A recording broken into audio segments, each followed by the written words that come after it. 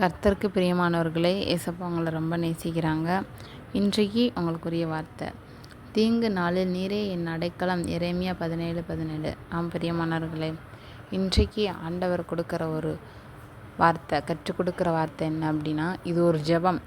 வேதத்தில் ஒரு தேவ மனிதன் இப்படி ஜெபிச்சிருக்கிறாரு, தீங்கு நாளில் நீரே என் அடைக்கலம். நம்ம வாழ்கிற வாழ்க்கையில் எத்தனையோ தீங்கு, ஆண்டவர் நம்ம கூட இருந்தாலும் நமக்கு பாடுகள் வரும், இல்லைனாலும் நமக்கு பாடுகள் வரும். ஆனாலும் ஆண்டவர் நம்ம கூட இருக்கும்போது நமக்கு ஒரு அடைக்கலம் அப்படின்னா ஒரு பாதுகாப்பு.